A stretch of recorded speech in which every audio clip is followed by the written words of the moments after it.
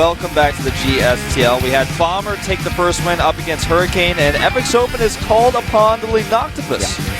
I want to give a quick explanation. People have been asking this in the last few team matches that we had, because after the first and in the second break, there's quite a long time to be bridged, and people have always been wondering why the breaks seem to be longer in the GSTL now.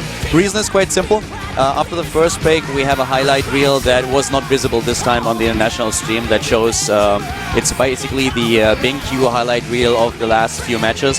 And after or in the second break, there is a bit of a show on the Korean stream, so just showing the Korean casters. It's called break time, and that is not visible on the international stream either. So this is why we suddenly have the first two breaks being this long.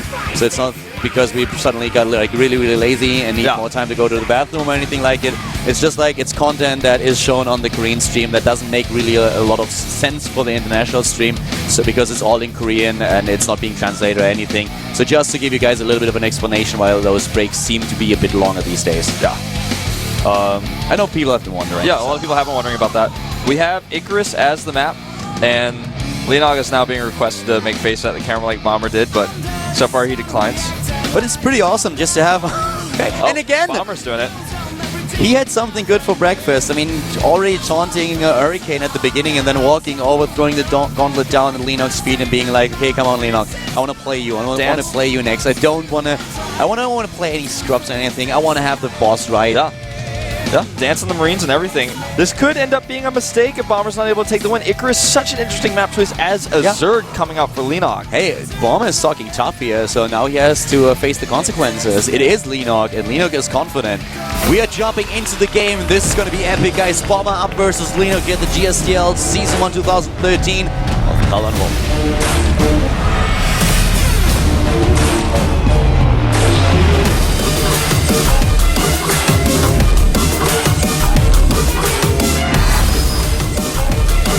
Starting to the bottom right, we have the one and only FXO Leanog. Oh, come on, Ken, you can do better than that. Yeah. That sounded like... This is like one of the most... I don't know. Ken kind of screwed that up. He is... Yeah. That was a little bit disappointing. Starting to the top left on Icarus, we have Leanog's opponent. Already took down Hurricane in game number 1 here at the GSTL. It is... StarTale Bomber. Yeah, that's a little bit better, Ken. Now, Bomber has to expect a timing from Leanog on this map. We have seen Zerg players try to play the late game, but it usually ends up in disaster. Oftentimes, you have a Roach-heavy Zerg play on this map. If the Zerg tries to take a 30, it uses the Roach aggression first to try to kill some SCVs. I don't understand that. Number 1, number 2, number 3. I don't know who those people are. Probably IDs of friends or something. Yeah. Urban, Hay, and Wrath. Does that make any sense? And like, I think of Hay from Darker Than Black. I think of Wrath from Full Metal Alchemist. I don't know about Turban though. Yeah. She's still on the Korean stream. We're trying to figure that out. People have been talking about this, so she was actually just started laughing at some point. I'm not quite sure what that was about, but apparently she had a lot of fun there. I'm sure somebody knows. They'll tweet it at us at ProxyWolf at Calder and let us know like what that actually means. But there's someone out there who could make a lot of sense of this. But going into this match, this is really a Bomber like we are used to see him. He's just taunting his opponents, a lot of banter going on here, and he wants to just shine. It feels like a lot of the pressure that he had in the individual league is just gone, and suddenly he enjoys the game again. Yeah. Like, I feel that he's now in a situation where he just has fun. Yeah, just has fun playing the game, and that can sometimes be the most dangerous weapon that we have. Exactly. You know, it's so funny that this Team League match has developed so aggressively into these top-tier players coming out early because, you know, now this puts one of the two teams in a weird lopsided position. I feel like FXOpen, especially if they lose here, will be in an awkward spot because they no longer have an ace. Hey, and also, if you... Did you just see the last shot that we got on the camera when we were heading into the match? They showed immediately Life, and Life was just grinning. So everyone kind of expecting here in the studio a little bit that Life might be the next player if Bomber actually loses. Yeah. So that could be a really epic series. I mean, the game so far, or the game has been really interesting, and the entire team match just has so much explosiveness to it. Yeah, it's definitely, we're starting things off with like cannon shots, fireworks, and I love it. It's really awesome. I mean, this is pretty epic. And well, we're going to find out what exactly Linok has up his sleeve. We talked a little bit about how Icarus is a map where there are a lot of timings for Zerg. It's a very short map, it's a 2-player map, and for Zerg it's very difficult to take this third base. As a Terran, if you're willing to forego one of your CCs, you can go into a planetary fortress, which will help you defend the third base. But usually you want to have like 3 orbital commands, so that you have those mules at your disposal. But Zerg tends to be a bit more aggressive, since taking this third base is very, very difficult. Yeah, and there's the Roach Horn, speaking of aggression. So, looks like a Speedling Roach attack from the looks of things. He keeps the drones, all 3 of them, in the Rich Geyser. Yep. Usually you would got a lot more drones if you really want to go for the Roach Baneling all-in that we've seen in the past. So right now it looks like we are more likely to see him just go for Speedlings and also for Roaches. Adding the additional Overlords here. And you can already see that he's not getting any additional drones. So this is just a lot of Roaches that will come out in just a few seconds, and then he has always the option of going right into the Speedlings. Yeah, if he breaks through, then he just makes only Speedlings after this. In fact, we have seen Zerg players pull out of gas entirely after this and just put all their minerals into Speedlings. And you know, Bomber at this point, it looks like he is going to maybe drop another command center, and there it is. And Linok actually goes into the Banelings here. So he will not go for a heavy amount. He will not go for a heavy amount that you do when you get the 36 Harvesters, but he will go for enough that he can break through the wall. Bomber needs some Marauders here, and you know, some players will usually make... Oh my god, he sacks the bunker, and he's getting another one.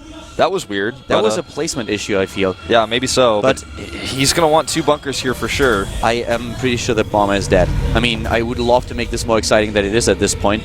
Maybe with the siege tank that he's building right now. I mean, maybe, but this is so tense at this point. There are no Marauders. He needs to build them right now. The siege tank will not be there in time. This is... I would rather see him cancel that Marine and then let it finish before he makes the Marauder, to be honest. This would be like a miracle defense. Yeah, I mean, the tank is so late here. He needs to repair that depot. The Banelings are not gonna wait though. Yeah, he's already taking down, damaging one of the supply depots. I mean, the siege tank is there, the first one. I mean, maybe, but not really. So many supply depots already gone. The Banelings taking down those few SCVs that we have. The Roaches are moving in. Most of the SCVs gone, and this is game. GG. Bomber baited out the Linoctopus and was crushed. You know, that was kind of weird play by Bomber, knowing that his opponent chose Icarus to play so greedy like that.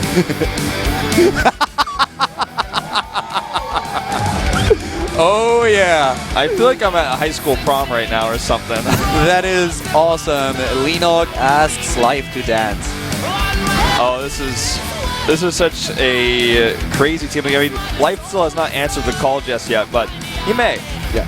But let's be honest, the last game was very anticlimactic. Oh, for sure.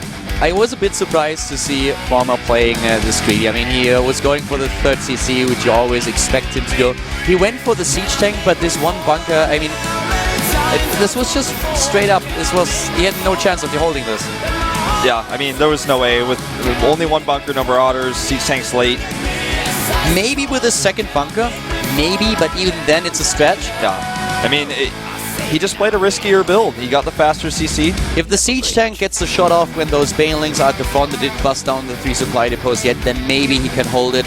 Yeah. But like it is, the 2 Banelings rolling in and taking down the SCVs, Bomber knew right then and there that the game was over. Exactly. And, you know, they're all even talking about that in the chat right now. The Korean Observer and Legend just chatting with each other about it. They're saying the exact same thing. Just everybody's like, well, if you could have repaired that bunker and gotten maybe a 2nd siege tank and another Marauder, just maybe. But the chances of him holding that attack with scouting it so late were very, very low. He barely didn't see the Roach Horn with his SCV. If he had not salvaged that 2nd bunker, he would have had no way to wall completely. That's why he had to salvage it. I realized after I looked at it a 2nd time that, like you said, it was a placement issue because if the bunker's there, then you can't have a tight wall and the Lings just run in. So he had to salvage it. Yeah, that was a bit of a mistake and it cost him the game. Also, he doesn't go for the Marauder right away because he didn't see what was coming. But yeah, Linok played that. That was a very, very fast Roach Baneling attack. Usually you had that Wings of Liberty with the 36 Harvesters and Linok never got nearly as many. I think he played it at 22, 24. Yeah, 22. And then moved in, so that was really quick and did a lot of damage. You have less Roaches, less Banelings, but he hit much earlier with this, and with the defense that Bomber had, or that he didn't have, it wasn't a problem for him to crush this through the defense. So, Well played by Linok here. A little bit of a anticlimactic game after all that banter that we had going on before the match started, but people have already, or the cameraman already showed us Avenge, so one of the potential players that we could see later on. Yeah. Avenge being like the strong Protoss player that StarTale has these days. I'm curious to see if Life really answers the call, does he? It would be epic. It would really be cool, but it's not him. Avenge. It is Avenge. And, you know, this is a more rational choice, I feel. You don't want to put out one of your best players in the ZVZ, probably. Linok should not try to jump up on that stage. Linok, I love you, but you definitely are eating too many hamburgers these days. Yeah. You know how with all the money he's won recently, I think he could buy a lot of hamburgers. Yeah, Linok is a bit like MC in that regard. He loves meat. And guys know that's not BM. We banter with him about this every single time we see him in the backstage Yeah, it's like area. totally fine to actually talk about someone's weight in Korea. He's already always coming over and battering with us a little bit. And I tried to convince him to go to the gym with me several times, but he always refused. He's like, no. We're not going to have any of this. No. He's like, well, how many hamburgers will you give me if I go? Linok is awesome. He's a cool kid. Well, this is cool because the map choice is Akalon Waste, so I think we're going to probably see Air Toss. That's what we've seen most often on this map when Protoss pick it as their map. You can prepare a strategy for Zerg. And I'm wondering if Avenge was planned to come out against Linok all along, or if he was more so planned to come out earlier against any Zerg they may face. You know, has he planned for Linok, or is he planned for Lucky, for example? I don't think that you prepare a sniper for Lucky. If you prepare a sniper, you either prepare it for the race on a certain map, or in this case, I feel that Avenge is probably the sniper for Linok. Yeah, see, that's the thing. I just don't even know if he's necessarily a sniper from the beginning, but I think he probably was. Think about it. If you face FXO, you know that Linok will come out. That is definitely an issue. Like, Linok is a player that will definitely enter the stage at some point if things are grim for the team. Yeah. This time we see him a lot earlier than usual, but still, I feel that Avenge is now in a position where the coach told him, okay, listen, one of you guys has to take out Linok. Protoss, do you feel confident in this matchup right now? And Avenge was being like, yes, I do, and he prepared a strategy early on, this early in the match. He also has the map choice now, so I feel we are going to see a very prepared strategy that is supposed to take out Linok. There are several strategies on this map we've seen, like on Entombed Valleys. The map plays similarly for Protosses, where you can very easily take a third and go Stargate, or you can hit that 3-base timing with a bunch of Blink Stalkers. We've seen that before too. Even Colossus timing still work on this map. Yeah, I'm more interested to see what exactly Linok has prepared. There's so many different styles that you can play as Zerg against Protoss these days. Of course, you have to be reacting to what you see, but still, we could see Swarm hosts on a map like this. But Linok will show us in just a few seconds. We are jumping into game number 3 in the GSTL Season 1 2013 FXO up against StarTale, brought to you by Colorado.